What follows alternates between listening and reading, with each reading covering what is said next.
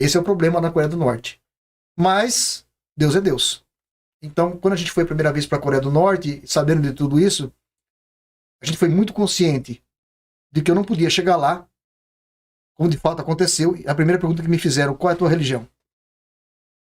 Porque eu não escondi quem eu era. Deus falou, você vai entrar na Coreia do Norte pela porta da frente. Isso aconteceu porque eu fui recebido na Embaixada Brasileira, poucas pessoas sabem disso. Eu sou uma Embaixada Brasileira lá, ou então o embaixador na época me convidou para almoçar lá. Isso nunca tinha acontecido. Então o governo norte-coreano teve que aceitar uma carta do nosso embaixador da época, Roberto Colim, solicitando que quando o Ivan chegasse aqui, ia para a Embaixada Brasileira almoçar com ele. E eles aceitaram, concordaram. Então a primeira vez que eu fui para a Coreia do Norte, Deus já estava preparando tudo para que eu pudesse dar uma sequência. E senão seria mais um turista que ia chegar lá e sair, ficar quietinho, entra, muda e sai calado. E também eu falei quem eu era. E quando eu fui tirar o Facebook do ar, porque eles iam investigar o Facebook, o Espírito Santo falou, não deixa. Eu quero que eles comecem a sentir que você é um problema sério para eles. Mesmo assim, eles me deram visto. Eu entro na Coreia do Norte com visto de pastor. E eles ficaram tão curiosos para saber quem eu era, e pelo fato de eu ter sido convidado e ter que almoçar com o embaixador, que depois fui entender tudo esse processo, na cabeça do norte-coreano falou, mas esse Ivens aí, ele é pastor, evangélico, evangelista, missionário, tem um currículo grande, seria um terrorista para eles.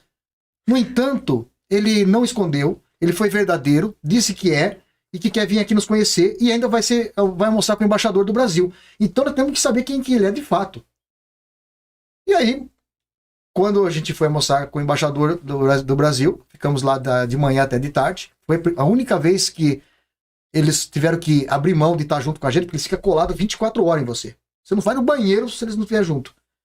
E eles tiveram que ver a gente entrando na Embaixada Brasileira, eles lá de fora esperando. Quando a gente saiu, eu estava com outro pastor, que foi comigo, primeira pergunta que fizeram, que autoridade você tem, afinal? Qual a tua autoridade? Nível de autoridade? Eu falei, como assim? Não, porque o que a gente entende é que você faz parte do cristianismo, religião do cristianismo. E não somente do cristianismo, você é do protestantismo. Aí que eu fui entender tudo como é que acontece na cabeça do coreano, norte-coreano. Ele tem as religiões, né, que eles estudam.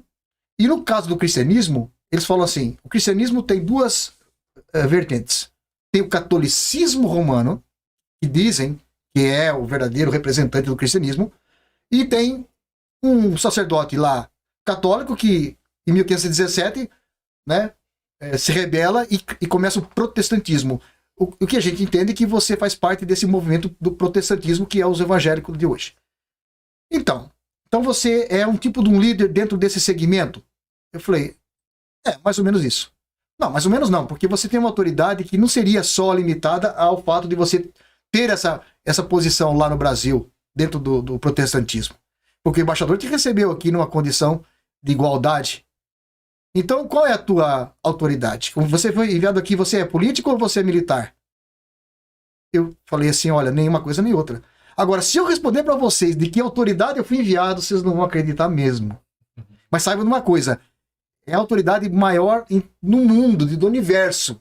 E eu não estou aqui em nome de cristianismo, não. Eu estou aqui em nome do reino dele. Aí começou o processo. O que eu fiz naquela primeira vez para a Coreia do Norte, o que eu mais fiz foi pregar o evangelho. Porque o que eles me fizeram de pergunta, porque ele falou, não, peraí, como assim? Você não é do cristianismo? Eu falei, bom, posso explicar? Posso. Eu tinha que partir daí, de separar a religião chamada cristianismo, como eles entendem, do evangelho do reino. Aliás, uma pergunta que eu faço aqui para vocês agora, em todo lugar eu faço. Cristianismo é ou não é uma religião? Cristianismo? É. Então. E nós somos chamados para pregar o evangelho do reino.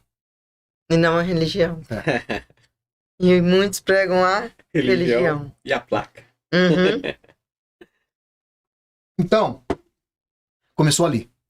E eles falavam assim, tá, mas espera aí. Se você não está submetido à religião cristianismo, mas você diz que acredita em Deus, não é o Deus lá deles lá? Eu falei, Deus não somente existe e eu creio nele, como ele é alguém com quem eu me relaciono. E foi ele que me enviou aqui. Eu não vim aqui para falar do cristianismo, do protestantismo. Eu vim aqui para falar do reino dele. Tá, mas esse Deus que você está falando aí, a gente nunca ouviu falar. Como assim? Não é o Deus dos cristãos? Eu falei, os cristãos falam dele. Mas se ele criou céus e terra antes de tudo, o próprio ser humano, a sua imagem e semelhança, como é que ele pode estar limitado dentro de uma religião chamada cristianismo? Aí eles falaram, mas nunca ninguém falou assim. Esse Deus é desconhecido. Eu falei, eu já vi na Bíblia alguma coisa por aí. Me lembrou uma passagem.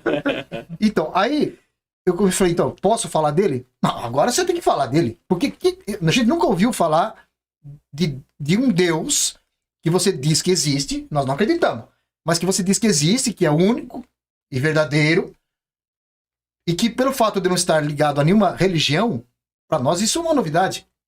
Porque na cabeça de um ateu, né, eu já fui ateu, sei como é que pensa, todas as religiões começaram com alguém. Alguém, em uma parte do mundo, em alguma época lá, começa um movimento dizendo que tem uma grande revelação, um ensinamento, uma filosofia, etc., e para que ele seja amparado e tenha credibilidade né, e as pessoas possam estar com ele, ele fala assim, ó, tem Deus que fala comigo. E ele que me deu essa mensagem para vocês. Algo assim, entendeu? Ele fica como intermediário.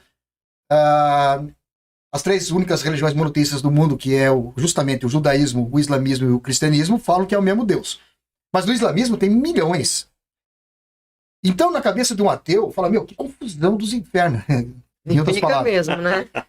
Mas só que na cabeça deles, seja qual for a religião, começa com alguém que diz que existe um Deus. E a partir daí ele diz que esse Deus tem uma forma e um nome. Ou seja, parte de baixo para cima. Quando eu disse que eu não estava limitado dentro de um aspecto religioso, chamado cristianismo, mas que eu dizia que Deus é Deus e existe, que é o verdadeiro e único, eles perguntaram, tá, mas peraí. E como é que fica o nome dele, então? Porque, claro, eu tenho 3 filhos. Então, quando você tem um filho, você dá nome aos filhos. Se você tem um animal, você dá nome. Agora, se você está falando que existe Deus, esse Deus que você está dizendo aí, então ele não tem nome, né? Porque ninguém daqui poderia dar um nome para ele partindo aqui da humanidade. Eu falei, exatamente. Então ele não tem nome. Eu falei, tem. Só que aí é ele mesmo que responde. Aí eles ficaram, mas peraí. E alguma vez esse Deus que você está falando, alguém perguntou o nome dele e ele respondeu? Eu falei, sim. Aí, qual foi o nome que ele deu? E o nome que ele deu? Ele disse, eu sou o que sou. Esse é o meu nome. Meus irmãos, aqueles coreanos piraram. A confusão.